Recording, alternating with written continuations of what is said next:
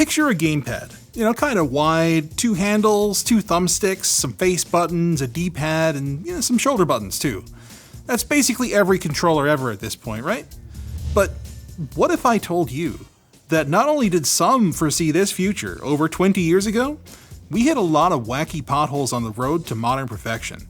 There's no shortage of fodder for a video like this, so for today we'll be ignoring intentionally weird controllers like chainsaws, katanas, and hip-hop logos.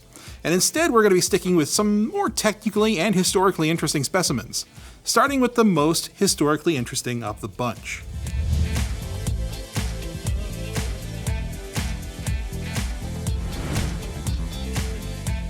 This absolute unit is called the XE1AP, developed by Dempa Micomsoft in 1989 for the Sega Mega Drive and MSX-compatible home computers.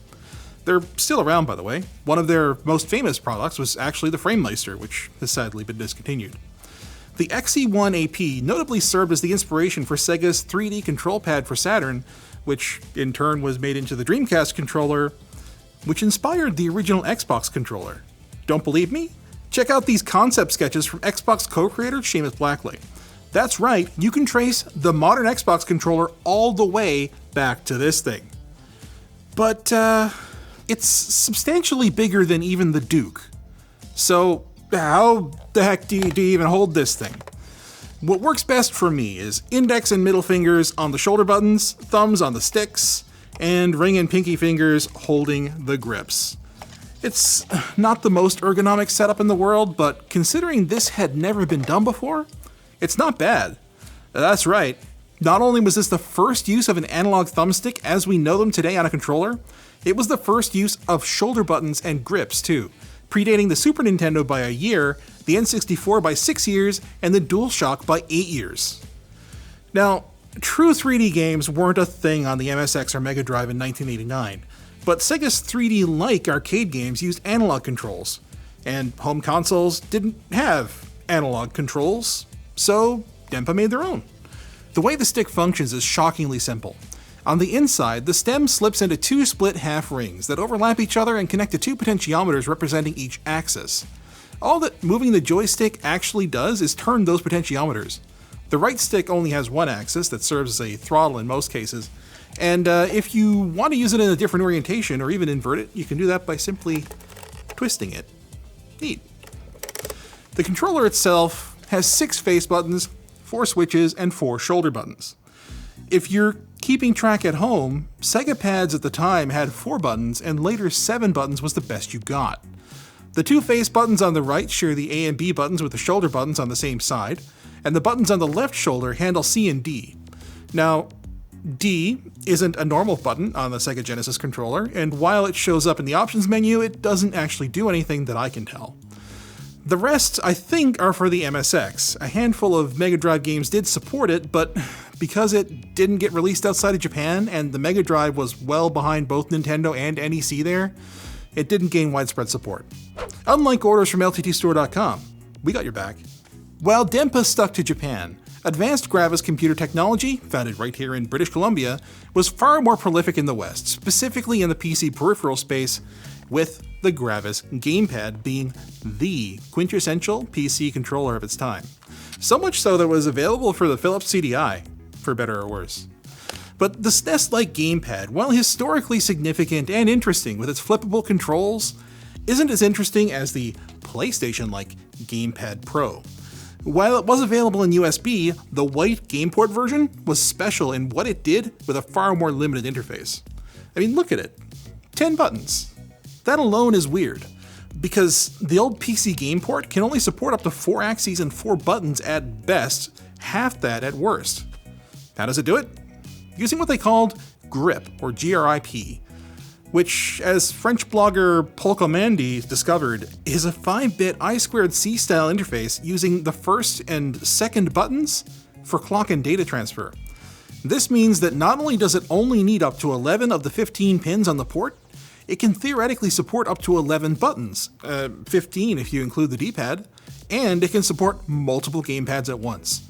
Yeah, this was a big deal back in the day. Because of the way gameports worked, 2 controllers via a Y-splitter would be limited to 2 buttons each. But with grip, The second controller uses the buttons that would normally be used for the second controller for an additional serial connection. Gravis even made a 4-controller hub using this technique, with each controller having 8 buttons. Get subscribed, by the way, because we're going to look at a keyboard that has this kind of plug-in approach to peripherals for it that you're not going to want to miss.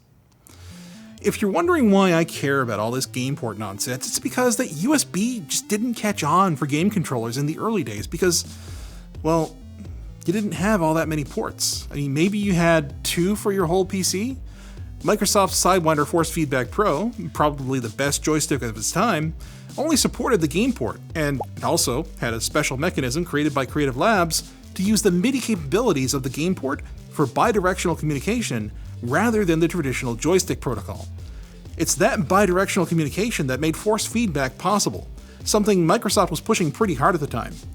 Unlike Nintendo's contemporary Rumble Pack, which had a vibrating motor like we're all familiar with in modern controllers, the Force Feedback Pro had directionality and texture to its impulses, actually shaking the stick in response to in-game action. While the gameport was seriously old by the time Microsoft finally retired it with Windows Vista, the effort that went into extending and improving it with features like this isn't talked about too often nowadays, but they were vital in cultivating PC gaming around this time and led to big features we'd see come back later. Speaking of which, a friend of mine from junior high actually owned a Freestyle Pro, a boomerang-shaped monstrosity that had terrible D-pad, but an extremely interesting analog control: motion. Wikipedia describes it as similar to the 6-axis controls found on PS3 and later Sony controllers, and I'd say that's about accurate. It was difficult to get used to back in the day, but it gave the controller a lot more utility than it'd have without it, and likely planted some seeds in future Sony engineers' minds. It straddled the line between USB and gameport and was one of the many controllers of its time that hedged its bets by including a gameport to USB adapter in the box. Microsoft had a lot of other wacky ideas in the pre-Xbox years, but few others truly caught on. Let's come back to the Sega days for our final controller. You ever get fatigued when playing games? You know, cramps, blisters, numb thumb? Well, the TurboTouch 360 from Triax is here to save the day. This was available on the NES, Genesis, and Super NES, and did away with Gunpei Yokoi's historic invention entirely, replacing it with this thing. No need to push, they say. This technology breakthrough in video game control uses a capacitive touch sensor instead. Otherwise, it's pretty much a standard Genesis controller with nuclear yellow 90s styling and turbo switches. Clearly, Triax was confident in this technology, though, with their higher scores or your money back guarantee, as seen on TV-style marketing. So hey, maybe it's better than I let on. So compared to a regular controller, this gives you way finer control. Like, I can adjust the throttle any way I want, I can go pretty much wherever I want immediately on the screen. Whereas before, with a controller, doing that kind of stuff, like holding right here, would actually be kind of difficult. The thumbstick is really tall, actually, so that makes it a little bit awkward, aside from all the other things that make it awkward. But can't argue with the results, it works. Like, that's a pretty good first 3 stages, I think. But yeah, holding it for extended periods of time like this, or at least holding it up like this, probably not the best idea. It's not ergonomically sound, and it is pretty heavy. But yeah, I kind of feel like I'm just moving a mouse and clicking on stuff. This is ridiculously easy compared to using a gamepad with a regular D-pad. Alright, let's switch to the other controller then. Let's start with a TurboTouch, see how this compares to the XE1AP. Okay. Oh no.